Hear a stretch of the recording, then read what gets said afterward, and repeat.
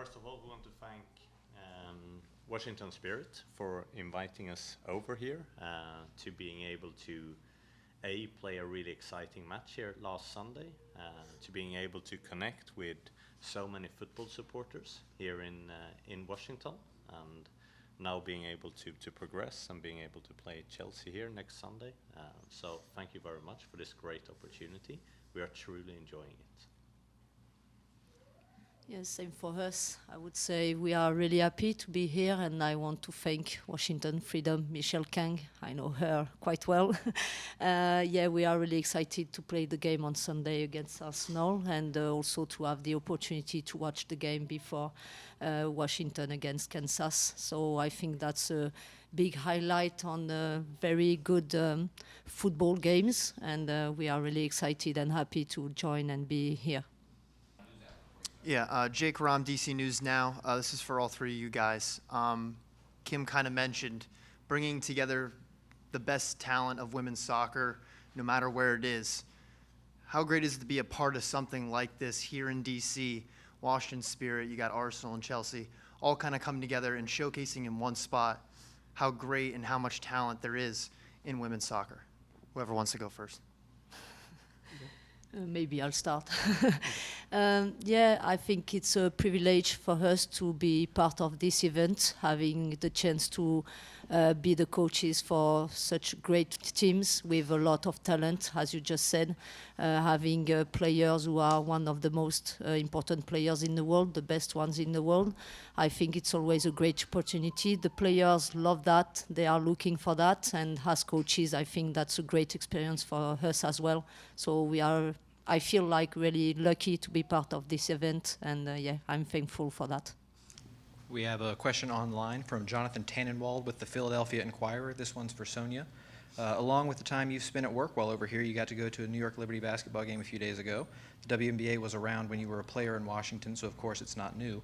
But what was it like to be at that game and see how it's not just women's football that's growing among women's sports in the United States? Yeah, I feel we were really lucky to be part of that game last couple of nights.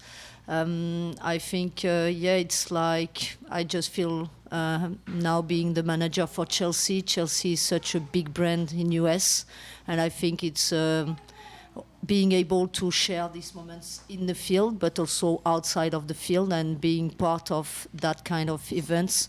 It's like help everyone to grow the game. So it was really good for us to see how it goes here in US. I know how much sports it's important here in US, and being able to go to a basketball game, women's basketball game, was something really special. Coming from France, we know basketball is a very big sport, but in England I know it's not that big sport. So for some players and some members of staff, it was for them the opportunity to see how much basketball is big in US, and I think it was really nice to have these kind of moments in the pitch, but also outside of the pitch. And we really enjoyed, and we felt welcoming from people over there, and it was such a great moment to share with everyone. I'm Jimena Lugo La Torre from URA, Mundo Deportivo. This question is for you, Sonia. I know, I'm going to ask you one question after Jonathan. There is a lot of love for Chelsea here. A few weeks, there were a summer camp here for the children, and everybody were excited to be part of the Chelsea here in Washington, D.C. I have faith of that because my twin daughters went to that camp. And how do you feeling? Do you knew that you're gonna expecting that love from Washington D.C. Towards Chelsea, or this is something everything is new for you? I mean, I'm like in my answer in between, because when I had the opportunity to talk with the sporting directors and the direction of Chelsea, I knew from the beginning it was such a great club and a big club in the world. So this badge and the Chelsea brand is so big in the world, and I knew that from the beginning. I was not really surprised because I know how much the US persons are able to support the teams. And from the game we had the last couple of nights in Gotham, the Chelsea crowd were so loud, and we could feel like almost playing at home.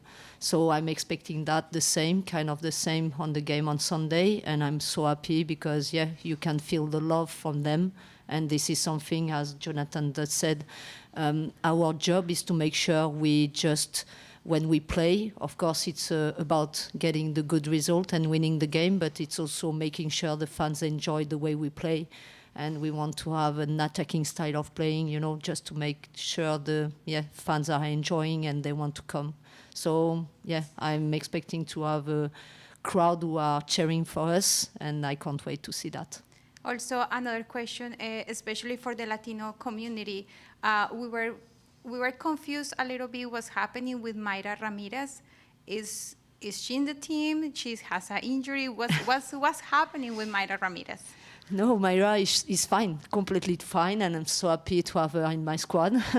It's just like at this time we are managing her more because she's just coming back from Olympics, and I think she played a lot of games, and we still are in pre-season. We need to manage her to make sure she goes through all the season because we will need her for the important games during the season.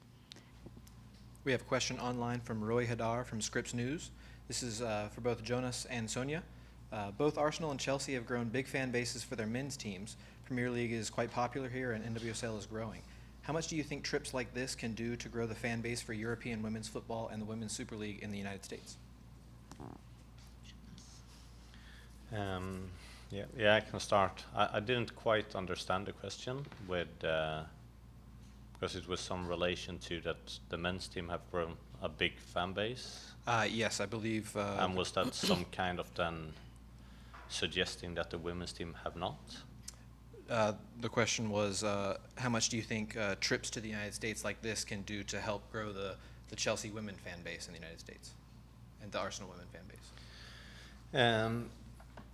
No, I think it's really important to grow an already big fan base. And we saw that when we went to Australia last May. And we sold 5,000 or 6,000 tickets to our open training session over there, and we see that now again here in Washington, that we're a global football club and we have a lot of supporters over here in North America, and it's great to connect with them, and of course making it available for them to see us play live and to meet the players and so on. Of course, that strengthens the bonds, and I think that bond between the team and the supporters is really important. So, of course, that's going to help us. Same. I would say, this is an opportunity for us to share with the fans in US, and which is good.